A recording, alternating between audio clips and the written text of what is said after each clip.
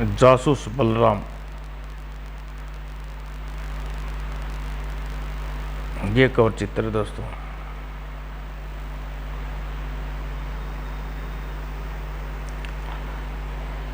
किशोर अवस्था, यह उम्र सबके लिए दो रास्ते खोलती है।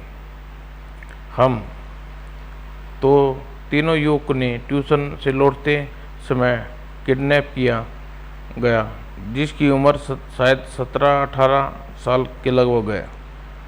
एक सही, एक गलत, एक अच्छा, एक बुरा।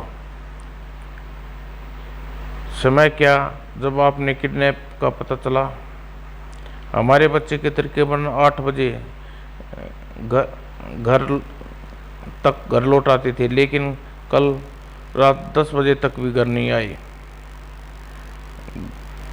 गलत वो जिसका अंत आपको पता, तो हमको चिंता होने लगी।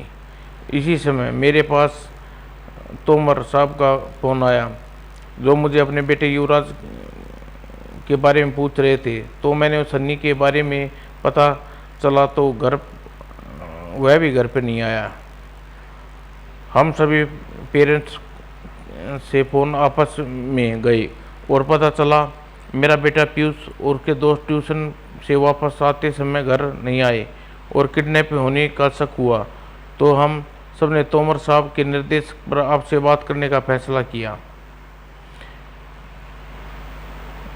कुछ जानबूझकर गलत रास्ता चुनते हैं। अधिकतर व्यक्ति समझते हैं कि उनका रास्ता चुना सही है। फिरौती की कोई खबर पता नहीं, अभी तक किसी को खबर नहीं आई है।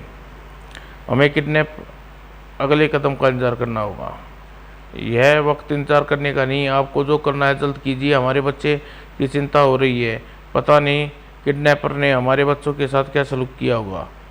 जो पैसा लगना है हम लगा देंगे। हाँ हाँ, जल्दी कीजिए। जी, मैं पूरी कोशिश करूँगा उन सबको जल्दी से पकड़ने, जल्द से ढूंढने की।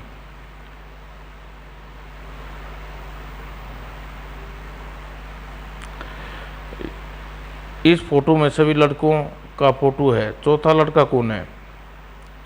तो यह तो कतई नहीं होगा। यह चौथा लड़का सलमान है। अभी सब बहुत अच्छे दोस्त हैं।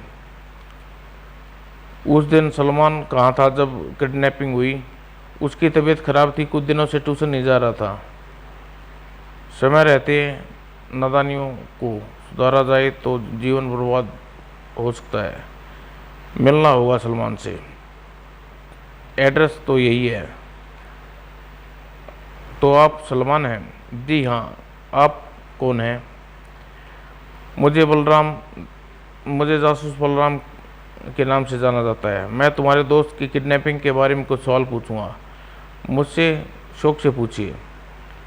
उनकी किसी से दुश्मनी या कोई झगड़ा जो किडनैप की वजह बन सके? नहीं, हम दोस्तों में कभी कॉलेज के बाहर ऐसा कोई काम नहीं किया जो सर जिससे ऐसी नौबत आई। हाँ, वैसे तुमको पता है होगा अभी तक किडनैप ने कोई कॉल नहीं की। मुझे कोई पुख्ता सबूत नहीं मिला। मैं समझ गया। जब तक किडनैप का अगला कदम नहीं उठाता, इस केस में कोई कुछ नहीं कर सकता, क्योंकि यह केस को हल करने लायक कोई पुख्ता सबूत नहीं मिला है। मैं कुछ समझा नहीं। अभी मैं चलता हूँ। थैंक्स सलमान, आपके बारे में सलमान, आपने मेरी बहुत हेल्प की, मगर ज़रूरत पड़ी तो फिर आऊँगा सलमान। कभी कभी ज़िंदगी ऐसे केस भी आ जाते हैं। न्यूज़ 1 घंटे बाद। कुछ दिन पहले किडनैप हुए तीनों युवक को संदिग्ध हालत में मौत लाशों को जंगल में पड़ी मिली, जिससे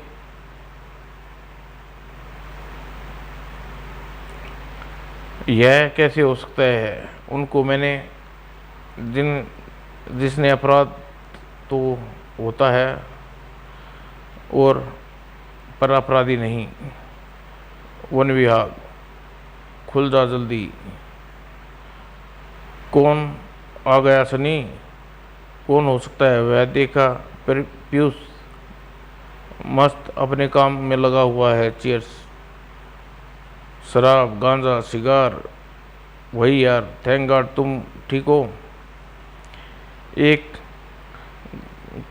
एक क्रोध अपना तजुर्बा ही आपकी मदद करता है। हमको क्या होगा? यह देखो, न्यूज़पेपर पढ़ो क्या लिखा है। तजुर्बा होता है बिना बुलेट बंदूक का शिकार भी शिकार हो जाता है। न्यूज़पेपर में वही छपा जो मैंने छपाया है। ओह शिट, एक तीर लगाया था अंधेरे में, वो स्टिक जाकर निशाने पर लगा। तो अब शुरू से आम उदाहरण केस नहीं लग रहा था। फिरौती के लिए मांगना होना, तीनों को एक साथ गायब होना अजीब था। घर वालों से पूछताछ के दौरान मैंने तुम लोगों के घर में 2 दिन पहले 10-10 हज़ार की चोरी का पता चला। तीनों के घर से एक दिन चोरी, यह इत्तेफाक नहीं हो सकता।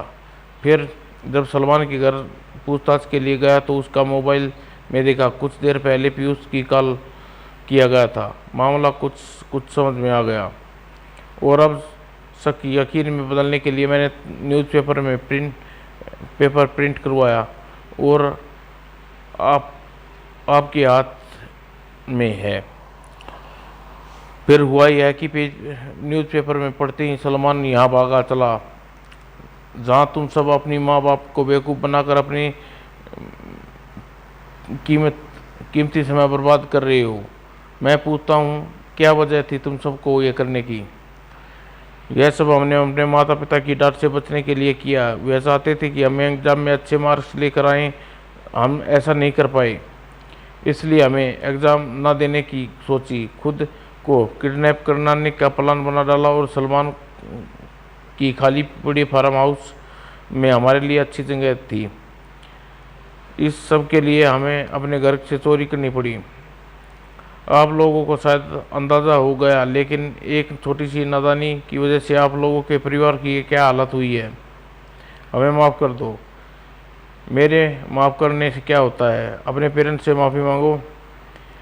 यही उम्र होती है जब कुछ नादानियों की वजह से उस रास्ते पर चले जाते हैं जिसका भविष्य बर्बाद कर लेते हैं। मगर समय रहते नादान हरकतें न सुधारी जाए तो नतीजन नकारात्मक हो जाएगा। इसी से आपसे कहता हूँ किसी अपना कीमती समय पढ़ाई में लगाओ, किसी से बचने में नहीं। यही आपके काम आएगा और आपके भी। समाप्त दोस्तों।